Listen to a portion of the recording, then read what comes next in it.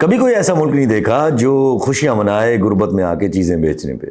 2-3 दिन से इन्होंने धमाल चौकड़ी मचाई हुई थी। अखबारों में बड़े बड़े इश्तिहारात लगाए हुए थे कि कैसे हमारी गवर्नमेंट एक कारनामा कर दिया पीआईए की निजकारी का प्रोसेस मुकम्मल करके। गुर्बत में आके अगर कोई चीज़ बेची जाए तो वो फ़ख्र की बात तो नहीं होनी चाहिए, और अगर फ़ख्र इस बात का है कि हमने ट्रांसपेरेंट प्रोसेस किया है तो भाईजान ये तो बेसिक है। लिटरली गवर्नमेंट का जो काम होता है बेसिक, ट्रांसपेरेंसी पे इतना खुश क्यों हो रहे हैं? And you think this bid figure, ना मैं पहला बोल तो मैंने ट्रांसपेरेंसी कितनी है उस पर आता हूं, लेकिन you think this bid figure of 135 Arab was not decided? Of course it was. Total तो 3 बिडर्स थे सर, और वो भी कंसोर्शियम्स थी, ना के एक कंपनी, वो भी सारे पाकिस्तानी। तो एक दूसरे को कितना जानते होंगे? किस बात की खुशी थी? अब मुझे नहीं पता इस डील के अंदर पीआईए की प्रॉपर्टीज हैं या नहीं, वो कहीं जिक्र नहीं है। वो एक रूजवेल्ट होटल की सिर्फ ज़मीन ही अगर मैं कहूँ तो वो $1 बिलियन से नीचे नहीं होगी सर।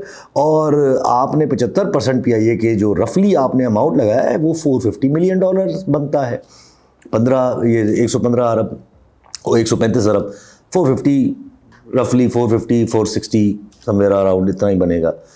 इसका मतलब अगर पीआईए की प्रॉपर्टीज का भी 75% शेयर बेचा है तब भी डेफिनेटली घाटे का सौदा है सर।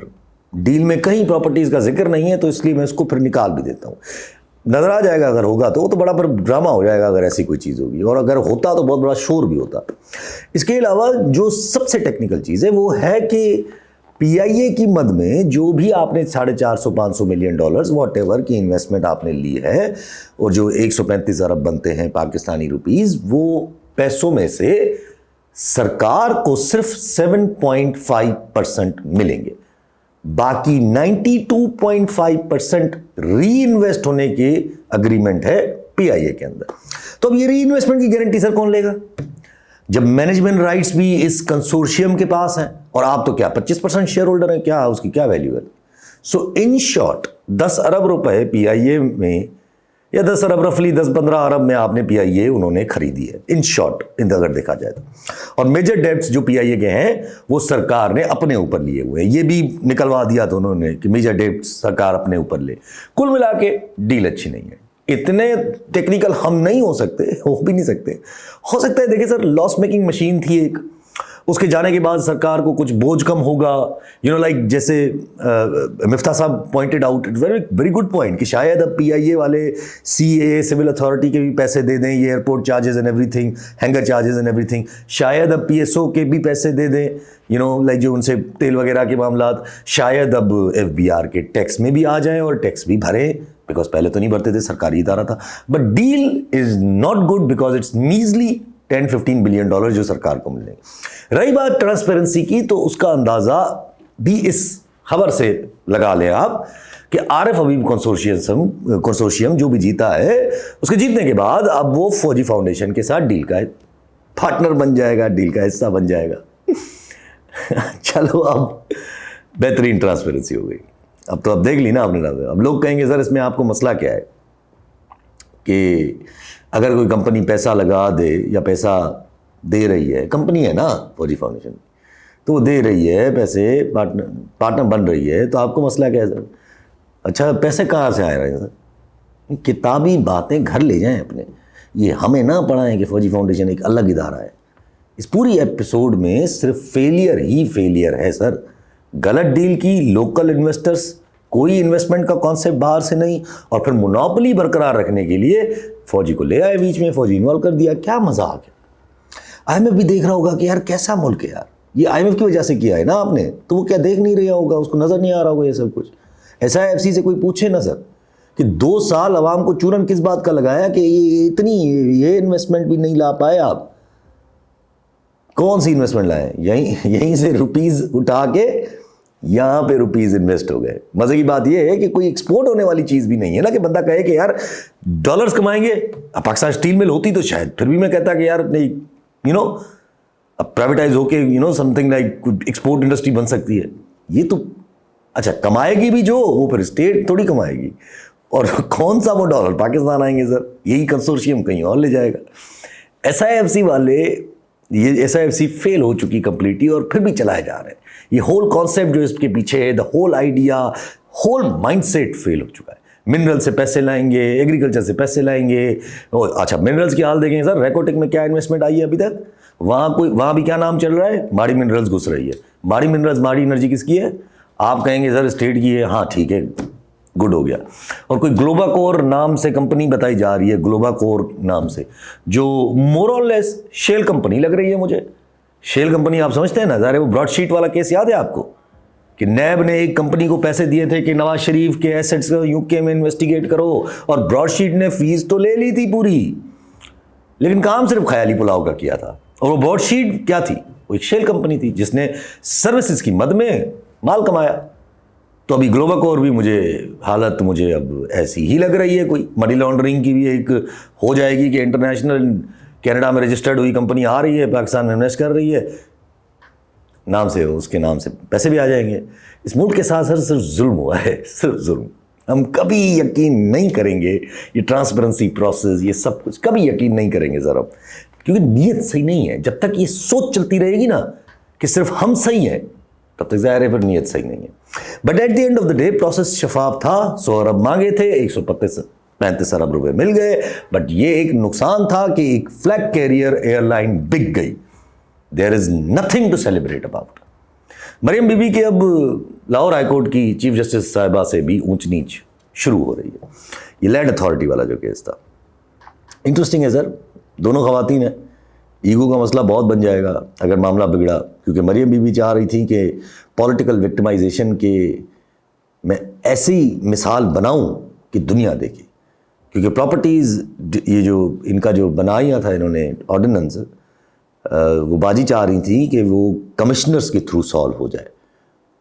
ज़ाहिर है फिर हम जानते हैं कि कमिश्नर्स पकड़ पकड़ के धोते पीटीआई वालों को, अगर ये ऑर्डिनेंस चल जाता।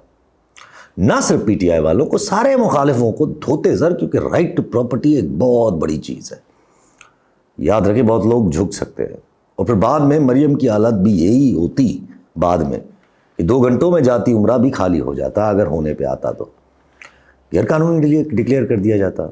वही चीफ जस्टिस साहिबा ने बोला। सो मरियम का ये फड्डा, देखिए ऑर्डिनेंस छोड़े, मरियम का ये जो फड्डा चीफ जस्टिस से आलिया नीलम साहिबा से डलने जा रहा है, इनिशिएट जो हो रहा है, this can grow out to be something. Remember Afsar Alam साहब ने ये भी कहा था कि Mariyam wanted this, they wanted that, delay को इस चीज़ का रीज़न बनाया था। तो फिर डिले के दौरान जो सरसराहट गुदगुदाहट हुई होगी वो भूला तो नहीं गया होगा। हो सकता है कनेक्शन ना हो सारी चीज़ों का, नेचुरल हो सब कुछ, बट इस तरह आलिया नीलम साहिबा का मरियम बीबी के ऑर्डिनेंस को गैर आईनी करार देना, हजम तो ज़ाहिर मरियम बीबी से भी नहीं होगा ना सर।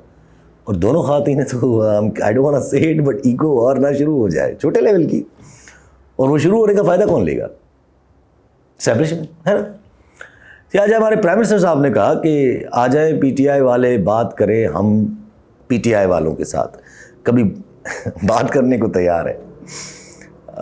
ये अचानक से प्राइम मिनिस्टर साहब को क्या हो गया? ये अचानक से सब बातें करने के लिए क्यों तैयार हो गए सर? हम कल तक नून लीग वाले कन्फ्यूजन का शिकार फिर रहे थे कि, और कह रहे थे कि 8 फरवरी तक तो अब मुलाकातें बंद हैं। आज प्राइम मिनिस्टर साहब कहते हैं कि आ जाए, बात करने को तैयार है। पहले जब सीडीएफ की नोटिफिकेशन पे फंसी थी तब भी कहा था बात करने को तैयार है, अब भी कहा बात करने को तैयार है, बट कहा कि जायज़ मुतालिबात। अब जायज़ मुतालिबात क्या होते हैं सर? ज़ाहिर है मिलना खान से इलेक्शंस के ऑडिट, 26 नवंबर की इंक्वायरी, इलेक्शन कमिश्नर की अपॉइंटमेंट, अपोजिशन लीडर की अपॉइंटमेंट, 26-27वें अमेंडमेंट का रिवर्सल, शफाफ इलेक्शंस, क्या ये नाजायज़ या गैर कानूनी मुतालबात है? कल तक तो राना सरा साहब कह रहे थे कि नून लीग के सारे लीडर्स कह रहे थे कि जब तक माफ़ी नहीं तब तक बात भी नहीं होगी। आज आप बात करने को कह रहे हैं, माफ़ी से जायज़ मुतालबात तक तो आ गए हैं सर, आप आगे भी आएंगे। वरना इस मूवमेंट पे कहाँ तो खान को कोर्ट मार्शल करने जा रहे थे, अब कह रहे हैं बात करें। बट जिन बातों पे, जिन जायज़ मुतालबात पे पीटीआई बात करेगी, सरकार वो बात कर पाएगी नहीं ना सर। तो क्यों शहबाज शरीफ साहब ये बोल रहे हैं?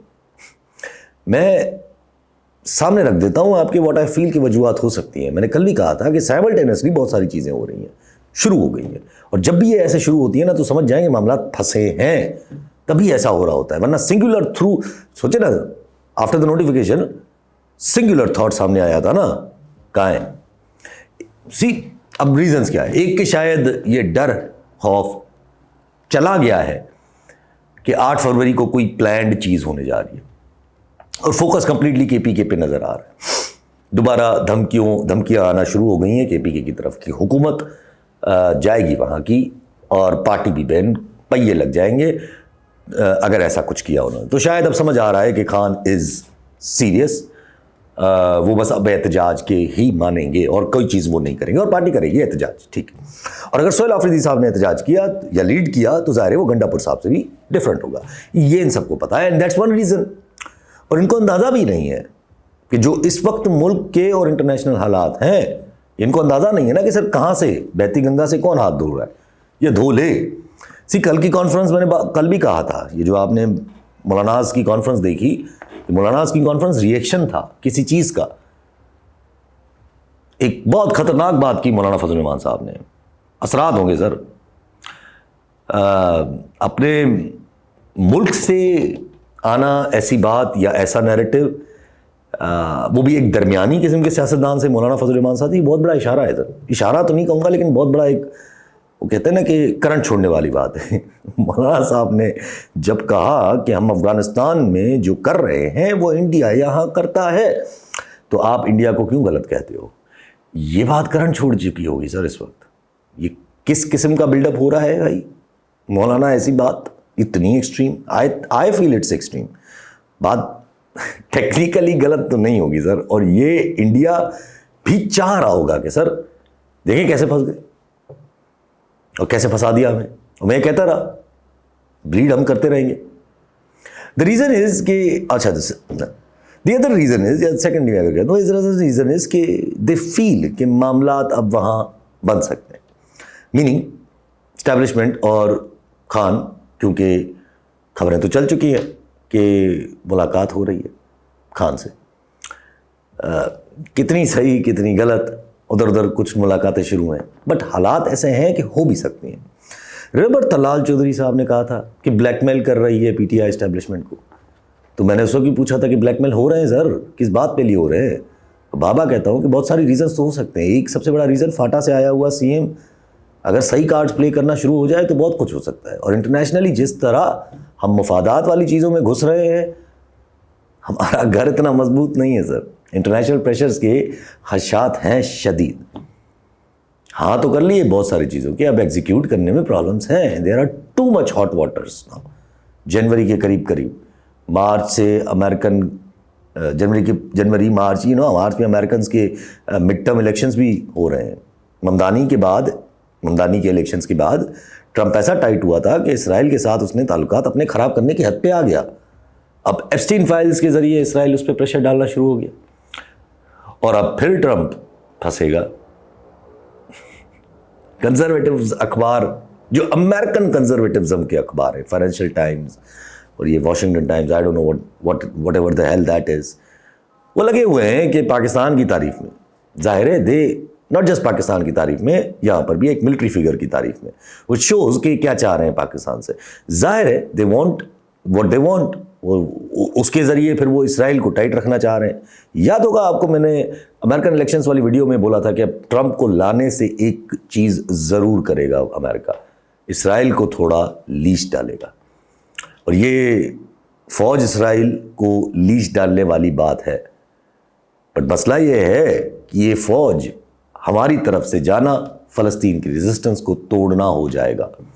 या तो पाकिस्तान ये मान ले कि हम इसराइल फ़लस्तीन केस में न्यूट्रल हैं, तो फिर तो चले जाएं सर पीस कीपिंग मिशन के लिए, बट हम न्यूट्रल नहीं है ना सर। हम तो कहते हैं कि फ़लस्तीन बनना है, तो फिर पीस कीपिंग किस बात की करने जा रहे हैं हम?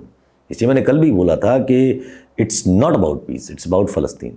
सो एनीवेज, ये जो मामलात हैं, ये जो बिल्डअप हो रहा है, और ज़ाहिर है जिन ममालिक को आप मिडल ईस्ट में तंग कर रहे हो, ये लिबिया वगैरह, उससे जो तंग हो रहे होंगे वो आपसे खफा तो होंगे सर, और वो बहुत अमीर भी हैं, कतर ऑब्वियसली। और बट ये लिबियन एपिसोड के मामलात लटक रहे हैं, आएंगे असरात, बट शायद इसकी वजह से, इन सारी चीज़ों की वजह से खान याद आ रहा है।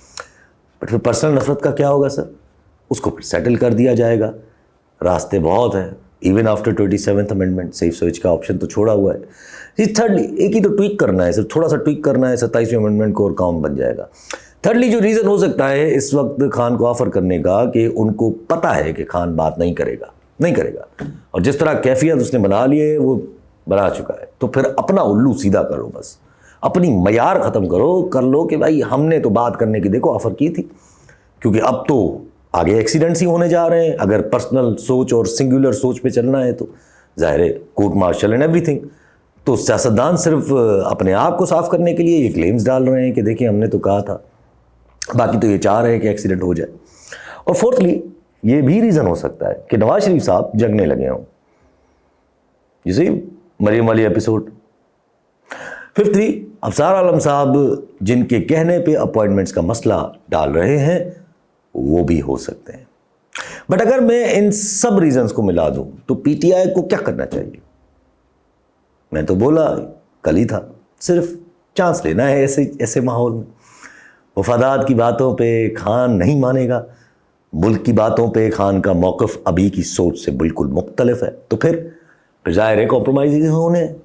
दिसंबर नहीं तो जनवरी कर लें, जनवरी नहीं तो फेब कर लें, ऑब्वियस रीज़न।